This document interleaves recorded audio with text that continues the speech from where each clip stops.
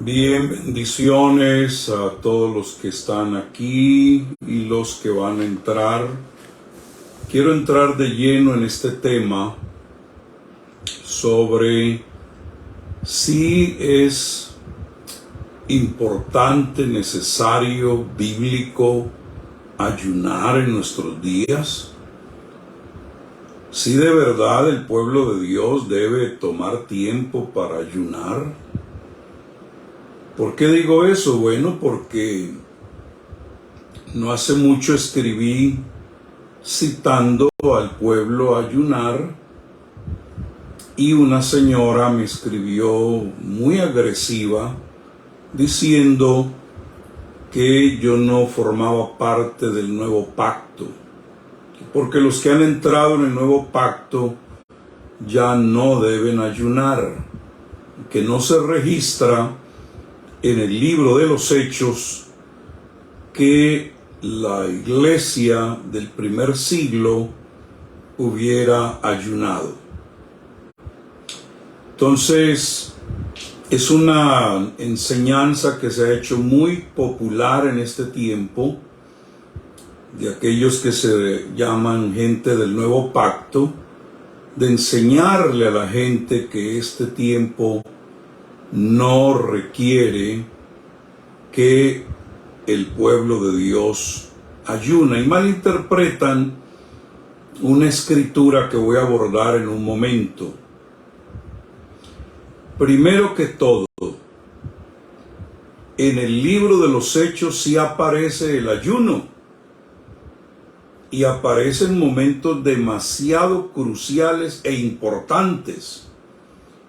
Por ejemplo, en Hechos capítulo 13, los versículos 2 y 3 aparece el ayuno 2 veces, porque la iglesia de Antioquía iba a comenzar un proceso expansivo. Es más, la iglesia de Antioquía es la iglesia que llegó hasta lo último de la tierra a través del ministerio del apóstol Pablo. La única que cumplió ese mandato fue la iglesia de Antioquía. La iglesia de Jerusalén no lo cumplió. Ellos llegaron por persecución hasta Judea.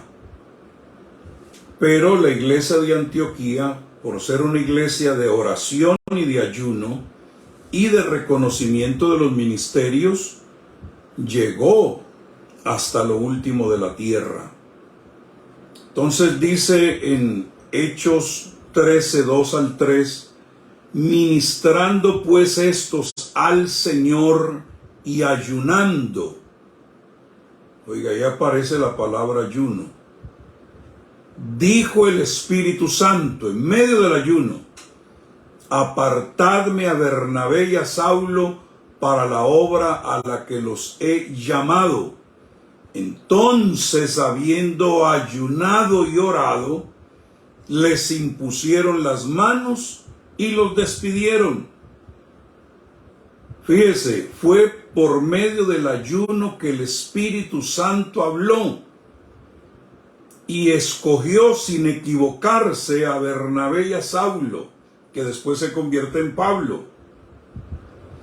Y aún teniendo los nombres de los ya seleccionados para salir en esa obra apostólica, volvieron y ayunaron y le combinaron oración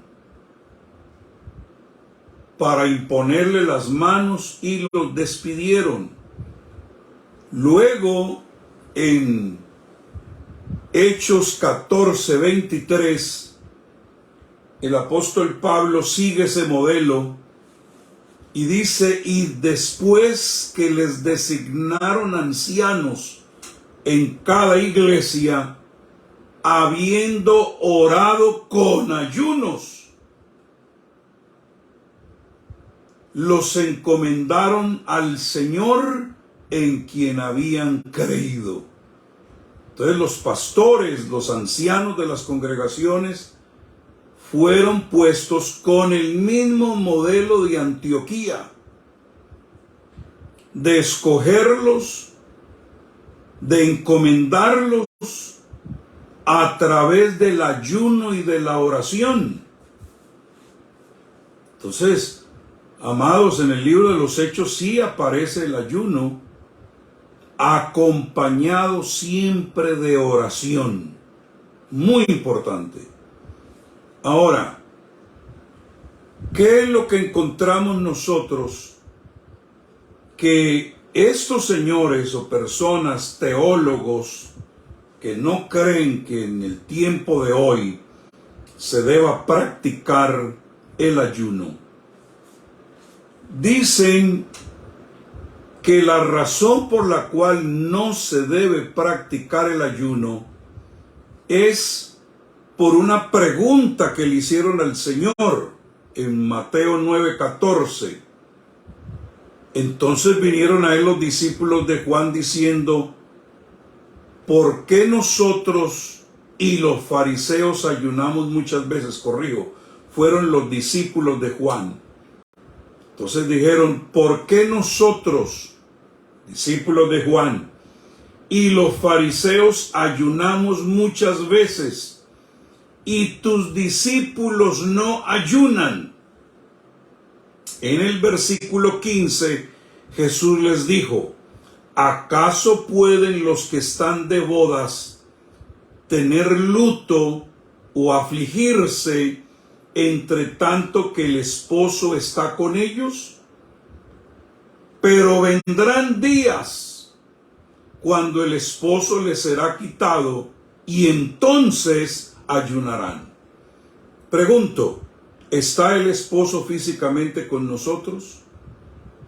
¿No está él en el tercer cielo?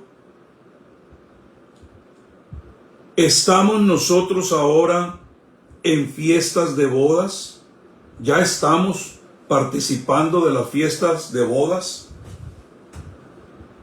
¿O está él ausente físicamente de nosotros y por lo tanto, como todavía no son las bodas del Cordero, debemos ayunar? Porque Jesús dijo: entonces ayunarán. Hay unos manuscritos de la Biblia que han quitado precisamente la combinación de la Iglesia Apostólica del primer siglo de combinar la oración y el ayuno, aduciendo que en los manuscritos más antiguos no aparece esa combinación dicha por Jesús de orar y ayunar. Entonces lo han quitado por completo, y eso hasta algunas Biblias en español, porque Mateo capítulo 17 versículo 21 dice: pero este género no sale sino con oración y ayuno. Ahora en un momento voy a regresar por qué Jesús habló de un género que solamente sale con oración y ayuno. Pero cuando usted se va, por ejemplo, a la Biblia, Dios habla hoy, del versículo 20 se saltan al 22 y borran por completo el versículo 21. La Biblia de las Américas sí lo dice, pero esta clase no sale sino con oración y ayuno. Pero la Nueva Versión Internacional hace lo mismo de la Biblia Dios habla hoy, y brinca del 20 al 21, al 22, y quita por completo el versículo 21. Entonces, nos dicen es que en los manuscritos más antiguos en griego no aparece ese versículo. Lo que debemos pensar es: ¿lo dijo Jesús o no lo dijo? Lo podemos quitar porque no aparece en los manuscritos griegos más antiguos, o hay otros manuscritos en los cuales sí aparece y por lo tanto se debe preservar. Bueno, si usted va y lee el Evangelio de Mateo, en el manuscrito más antiguo en hebreo, aparece el versículo 21, donde Jesús nos habla del ayuno y de la oración, o la oración y el ayuno. Y en el manuscrito de la Biblia Peshitta aparece, yo tengo aquí una copia de esa Biblia. Aquí puse un separador que me hizo mi esposa cuando éramos novios. Pero vamos a ver si aparece aquí, en esta versión que es supremamente antigua. Ah, aquí lo encuentro. Pero este género no sale sino con ayuno y oración. Entonces aparece en los manuscritos antiguos en hebreo y en la Biblia traducida del arameo directamente. Ahora, cometieron un error estos señores que traducen, porque cuando usted se va al Evangelio de Marcos, donde aparece el paralelo de Mateo, encuentra usted en el capítulo 9 y versículo 29, y les dijo: este género con nada puede salir, aquí amplía, sino con oración y ayuno. Es decir, no hay otra fórmula para sacar este género sino con oración y ayuno. De ninguna otra forma sale, sino con oración y ayuno. La Biblia, Dios habla hoy, en el versículo 29, aparece: y Jesús les contestó: a esta clase de demonios solamente se le puede expulsar por medio de la oración. Por cierto que vuelven acá y cometen un error, porque aquí no está hablando de demonios, y se lo voy a probar. Aunque sí salen, pero ese género del cual está hablando Jesús no son los demonios, es un género peor que los demonios. La Biblia de las Américas tiene que reconocer que por lo menos Jesús dijo en esa ocasión, y Él les dijo: esta clase con nada puede salir sino con oración. Le quitaron el ayuno. Y la Nueva Versión Internacional dice en el versículo 29: esta clase de demonios solo puede ser expulsada a fuerza de oración, respondió Jesús. Lo que quiero decirles es que sí aparecen manuscritos antiguos, y que sí Marcos nos dice que Jesús es el autor de esas palabras dentro del contexto de lo que ocurrió en ese momento. Entonces, lo que debemos nosotros es preguntarnos: ¿por qué es tan importante que aparezca en ese pasaje que ese género no sale sino con oración y ayuno? ¿Por qué el enemigo, en teólogos modernos y también en traductores, ha querido borrar esa combinación de la cual Jesús categóricamente dijo: este género con nada, con ninguna otra cosa sale?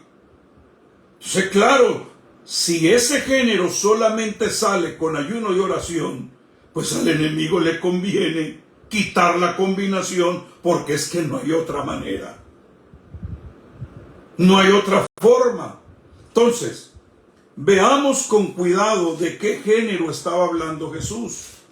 Cuando Él regresa del monte de la transfiguración, donde fue reconocido delante de sus apóstoles y de Moisés y de Elías, de 3 de sus apóstoles, como el Hijo, inmediatamente baja de ahí y encuentra un alboroto de un muchacho lunático, epiléptico, dicen algunos, y no pudieron los que quedaron abajo, los otros discípulos, sacarlo. Era un demonio de rango general que atormentaba al muchacho muchísimo, que lo tiraba en el fuego y en el agua para querer matarlo, y no lo pudieron sanar. Note lo que Jesús le dijo a los discípulos, que no lo pudieron sacar. Oh generación incrédula y perversa. No dijo que el demonio que tenía el muchacho atormentándolo era esa generación incrédula y perversa. Eran sus discípulos, la generación incrédula y perversa. Entonces, necesitamos salir por oración y ayuno de esa generación incrédula y perversa, porque entonces por ADN le pasaremos a la siguiente generación la batuta de la incredulidad. Noten ustedes en este pasaje que no solamente los discípulos eran una generación incrédula, también el padre del muchacho era un incrédulo y se lo confesó a Jesús. Y eso aparece en el versículo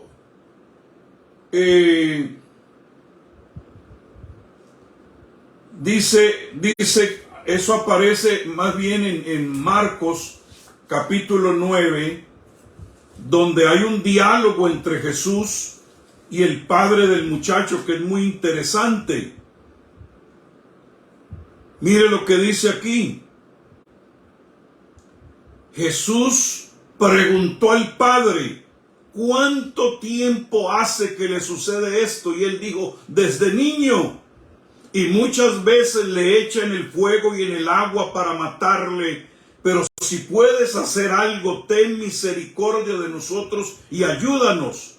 Jesús le dijo, si puedes creer, al que cree todo le es posible. En otras palabras, mis discípulos no pudieron sacar el demonio de tu muchacho porque tienen un género de incredulidad bien perverso, porque me tienen a mí y deben creer. Y ahora tú quieres que te ayude con tu muchacho, pues la fórmula es que tú creas.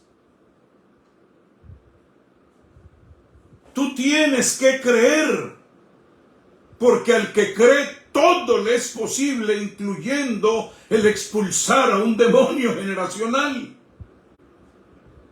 E inmediatamente el padre del muchacho clamó y dijo, creo, ayuda mi incredulidad. Entonces ese muchacho no fue liberado porque estaba rodeado de un género de incrédulos. Tanto los discípulos como el padre no creían. Entonces los discípulos, cuando vieron que Jesús le ordenó al espíritu inmundo, sordo y mudo, yo te mando, sal de él y no entres más en él. El espíritu, clamando y sacudiendo con violencia, salió y él quedó como muerto, de modo que decían, está muerto. Pero Jesús, tomándole la mano, le enderezó y se levantó. Entonces los discípulos, cuando entraron a la casa en privado, le preguntaron a Jesús, ¿por qué nosotros no pudimos echarle fuera? Y les dijo, este género, porque yo ya lo llamé generación incrédula, no sale sino con oración y ayuno. ¿Por qué razón? Porque volvamos a Mateo, queridos. Jesús, antes de que les hablara de que ese género no salía sino con oración y ayuno, dijo algo que Mateo nos escribe, que es muy, pero muy importante. Y es esto. Jesús les dijo, por vuestra poca fe, porque de cierto os digo que si tuvierais fe como un grano de mostaza, diréis a este monte, pásate de aquí a allá, y se pasará, y nada os será imposible. ¿Sí ven ustedes? Por incredulidad los montes se arraigan y no obedecen. Los demonios no obedecen, espíritus inmundos no obedecen. Se mantienen atormentando a la nueva generación. Un padre incrédulo, discípulos incrédulos. Entonces, ¿cómo iban a decirle a ese monte que se pasara? Porque el que cree, el que tiene fe, el que hace que a través del ayuno y la oración su músculo de fe se desarrolle, nada le es imposible. Absolutamente nada. Por eso el enemigo no quiere que el pueblo ayune y ore. Porque además de ser derrotados por demonios, las montañas de oposición se plantan y no obedecen. Lo que necesitamos es que tengamos fe como un grano de mostaza. Y la fe como un grano de mostaza no se queda pequeña, dijo Jesús, crece a llegar a ser un gran árbol. Pero ¿cómo crece esa fe? Crece a través del ayuno y de la oración. Amados, mire, la fe viene por la palabra, pero la fe se desarrolla y crece por la oración y se libera por el ayuno. Entonces, el enemigo lo que quiere es que usted tenga un género de incredulidad, porque donde hay incrédulos no hay liberación. Los montes no se mueven. El enemigo se arraiga en las vidas de las personas y no lo suelta. Oh, yo espero que alguien esté recibiendo esta palabra. Entonces, ¿qué es lo que está sucediendo? ¿Qué ADN le estamos pasando a la nueva generación? ¿Un ADN de incredulidad o un ADN de una fe desarrollada que mueve hasta lo imposible? Porque al que cree todo le es posible. ¿Qué batuta estamos pasando a la siguiente generación? Porque si no pasamos esa batuta de una fe desarrollada, ellos van a ser atormentados. Ellos van a ser afligidos por espíritus que los quieren matar. Por esa razón estos teólogos modernos, cuando se meten en este tipo de creencias, de creer que ya están en las bodas, cuando todavía no están, cuando deberíamos estar en un tiempo de clamor, de luto. Entonces, ¿qué es lo que hace?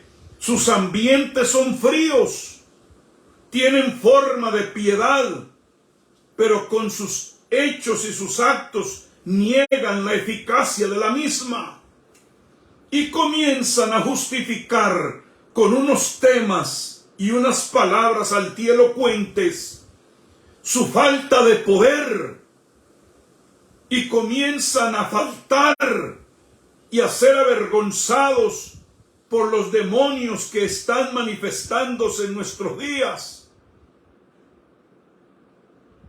Así es de que hay un padre incrédulo y un hijo poseído, y discípulos que, como no han practicado todavía el ayuno porque están de bodas, entonces les falta el poder. Y es ahí donde estamos entrando en una iglesia apóstata, una iglesia que ha perdido el fervor del primer amor, una iglesia que vive en unos ambientes expuestos en la carne y no con una fortificación en su alma, y comienzan a manifestar unos patrones vergonzosos y de retirada, y el enemigo avanzando.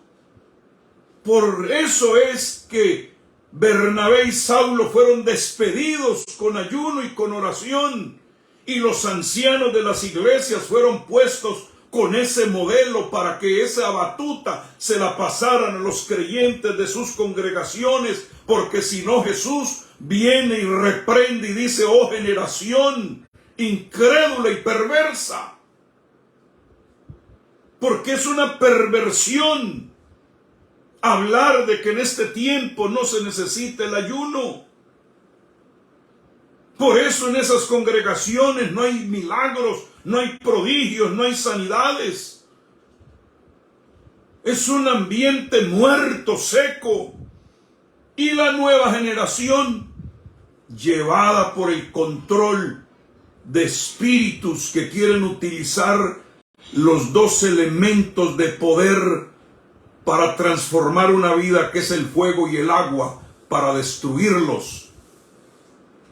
Pero una iglesia que se mantiene en fuego y una iglesia que se mantiene en oración y en ayuno es una iglesia que tiene el fuego del Espíritu Santo y el agua para bautizar a los jóvenes. Y sí, queremos que se mueran, pero a la vida pasada. Entonces, amados, si nuestros hijos, nuestros jóvenes no nos ven ayunando, no ven que estamos transfiriéndoles esa herencia. Si no hay padres ayunadores, no habrán hijos ayunadores. Porque es algo que se transfiere. La cultura del reino es transferible. Y la enseñanza es crítica, pero la experiencia vivida es muchísimo mejor. Porque ellos mismos van a descubrir. Yo creo en el poder de las enseñanzas. Y me gusta enseñar, pero yo creo que no hay nada que estimule más nuestra fe que aquello que practicamos y vivimos. Amados, necesitamos espíritus energizados por la acción, no carnales manifestando sencillamente discursos hermosos, pero carentes de poder, carentes de unción y de gloria. Es tiempo de que ayunemos en lugar de estar pensando en desayunos. ¿Por qué? Porque a través del ayuno y la oración levantaremos a una nueva generación y los vamos a catapultar para que vivan de fe en fe y de poder en poder. Mire, Jesús, algo muy maravilloso acerca de la vida de Jesús es que Jesús completó en su vida todos los ayunos que héroes de la fe previos hicieron.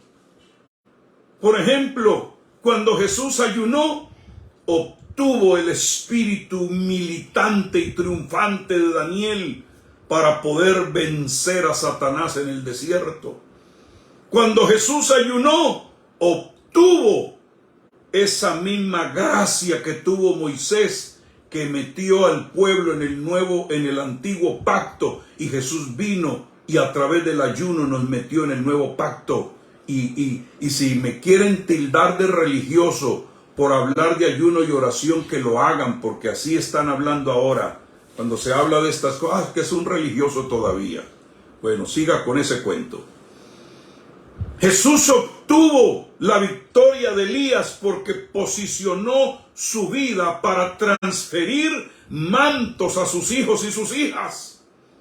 Jesús obtuvo la misma gracia de Esther, que a través del ayuno liberó a toda la nación de Israel, y Jesús a través de su ayuno liberó también a todo un pueblo, a toda una nación, y de esa nación nosotros somos parte. Entonces Jesús practicó todos esos ayunos.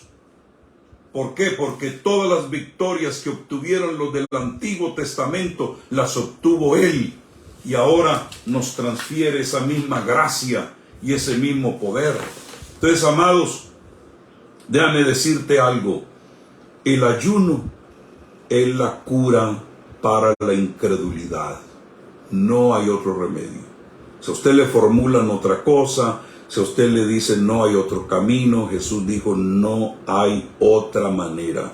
La única cura para la incredulidad es la oración acompañada de ayuno. No hay más.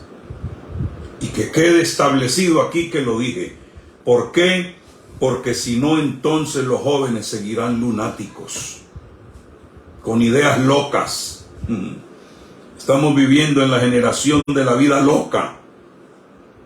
Y no podemos darnos el lujo de permitir que nuestros jóvenes sean lunáticos. Tenemos que aterrizarlos, pasándoles la fe no fingida que está en nosotros, que debe ser desarrollada para que podamos operar en maravillas con una combinación de ayuno y oración. ¿Por qué? Porque el ayuno hace que el alma se haga más humilde delante de Dios. Salmos 35:13. El ayuno aflige el alma. Salmo 69:10. Crucifica los apetitos y los deseos.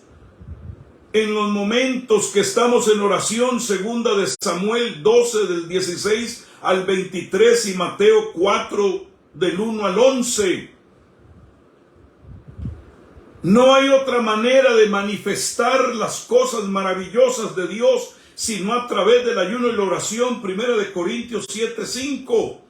Es una manera de mostrar obediencia cuando dejamos que nuestro sistema digestivo descanse. Mateo 6 del 16 al 18, Mateo 9:15, Lucas 5:33. Demuestra que somos amos de nuestro propio ser, que no estamos sujetos, amados, a tentaciones, sino que hemos logrado un señorío a través de esta revelación para controlar los apetitos de nuestra carne, pero también para obtener victoria sobre los demonios. No solo vences tentaciones, vences el demonio, al mismo diablo. ¿Por qué? Porque desarrollas el músculo de tu fe, crucificas la incredulidad y recibes el auxilio que viene a través de la oración. Mateo capítulo 4 del 1 al 11, Mateo 17 del 14 al 21. Entonces todo creyente genuino y verdadero debe ayunar. No dice la Escritura cuántos días, eso lo decide usted. Según dice la tradición, los hermanos del primer siglo ayunaban todos los miércoles y los viernes. Eso era algo que, según dice la tradición, ellos acostumbraban.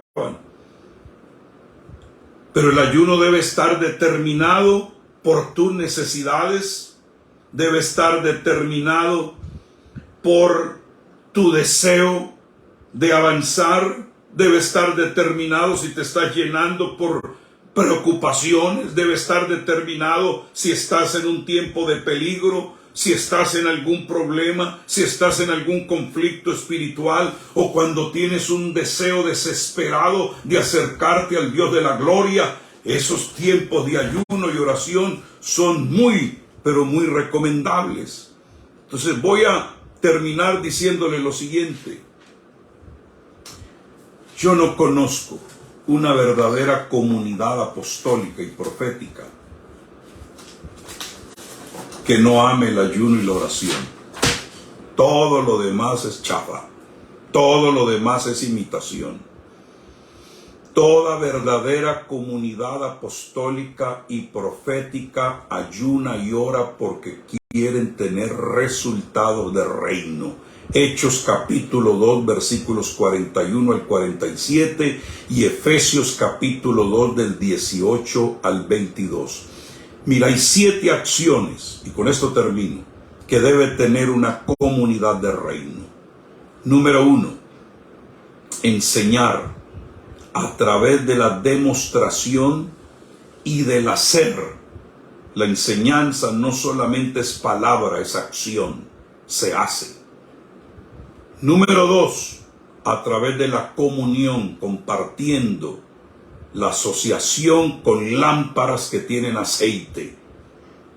Número 3, con el partimiento del pan corporativamente, en familia y de casa en casa. Número 4, a través de las oraciones, a través de los ayunos, a través de las peticiones, a través de las acciones de gracia, a través de la intercesión y a través de las súplicas. Número 5, la unidad debe tener la iglesia verdaderamente apostólica y profética, todas las cosas en común y dar de gracia lo que de gracia hemos recibido. Este es el tiempo de la comunidad, es decir, una común unidad. Eso es lo que es comunidad, una común unidad. Debe tener alabanza y adoración de alto voltaje, ofrecer sacrificios de alabanza, frutos de labios que den alabanza a su nombre. Y número 7, debe tener crecimiento de reino, y el Señor añadía diariamente a los que habían de ser salvos, y estos se convertían en hijos herederos y en mayordomos. Entonces déjame decirte, el reino de Dios tiene unas dinámicas muy poderosas. Primero, predicar el evangelio del reino, proclamarlo, explicarlo, demostrarlo y manifestarlo. 2, edificar relaciones con participaciones del llamamiento divino. 3, hacer discípulos por las naciones y establecer a todos los que creen para que nada les sea imposible.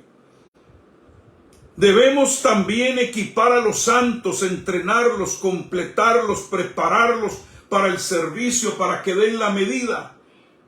Y finalmente, edificar el cuerpo para que sea una habitación, una morada de Dios en el Espíritu. Y quiero decirte, para terminar ya, que es imposible que el Dios del cielo tenga comunión con la incredulidad. No hay manera que Dios tenga comunión con un incrédulo, porque si hay algo que ofende a Dios es la incredulidad, porque no estás dudando de ti mismo, estás dudando de Él. Entonces vamos a revestirnos, porque hay una generación que necesita que le pasemos la batuta, una generación que tiene que aprender los secretos que se obtienen, que a través del ayuno y la oración, ese granito de mostaza se crece y pueden remover montañas, pueden dar órdenes y tienen que obedecer, porque al que cree, todo le es posible. Esta enseñanza la doy por gracia, por amor y por paz. Señor, en el nombre de Jesús, yo declaro que no seremos arrastrados por filosofías, por ideas. No importa que arranquen de las Biblias esos versículos claves. No importa que hayan teólogos ahora haciéndonos creer que ya por el nuevo pacto estamos en las bodas. Yo declaro inoperante ese tipo de enseñanza, y que todos aquellos que se metan a obedecerte a ti, Señor, veremos cosas extraordinarias, comenzando por toda una generación, que el enemigo, no importa que al salir salga con violencia e hiriendo, porque está ensañado con nuestros jóvenes. De todas maneras tendrán que abandonar, porque mayor es el que está en nosotros que el que está en el mundo. En el nombre de Jesús. Amén y amén. Aleluya. Bueno, voy a saludar a algunos que están por ahí. Como ven, pues me tienen bloqueado aquí los escritos que pongo, los en vivos y todo aquello. No me dejan subir, pero no importa. Allá al rato que lo vean los que puedan hacerlo. Saludo a mi amada Richie Herrera desde Bogotá, Nueva Historia, anhelando un cafecito de esos buenos. Oiga, de verdad, si usted está en Bogotá y necesita tomarse un buen café acompañado de algún buen postre, tienes que ir a Nueva Historia. Hacen el mejor café de Bogotá. ¿Qué va de Starbucks y Juan Valdez? No, eso quedó en nada. Mi amado Esteban González, te bendigo en el nombre de Jesús. Gloria a Dios. Cristina, Matilde, Jorge Molina, Wilber, Jorge, Flor, mi amada Flor, te bendigo. Mi amada Brenda, pronto nos veremos en Washington con la ayuda de Dios. Pipas Eduardo, ¿quién será Pipas? Gloria a Dios. Bueno, amados, compartan esta enseñanza porque tenemos que combatir. Centro Redención Chile, eso está creciendo tremendamente. Estoy viendo las congregaciones nuevas de la Red Global creciendo de una manera maravillosa. Estaba viendo el ministerio en Costa Rica creciendo, Centro Redención Chile, cada vez el salón va quedando más pequeño y alabo a Dios por ello. Aleluya. Entonces, amados, les bendigo. Yelkin, aleluya, nuestro compañero de misiones al estado de Washington. Dayana Martínez, David Valencia, te bendigo. Entonces los señores que enseñan eso y los que andan quitando de las Biblias esos versículos claves, los resultados serán fatales en este momento actual. Se los digo de una vez. Pero la iglesia que practica lo que la Biblia enseña exactamente, van a ver los resultados. Y yo declaro que cada ministerio que se meta según la fórmula de Jesús y practicada en el libro de los Hechos, vamos a tener expansión. Vamos a tener congregaciones sólidas, fuertes, que pueden liberar a una nueva generación. Se les ama. Un abrazo.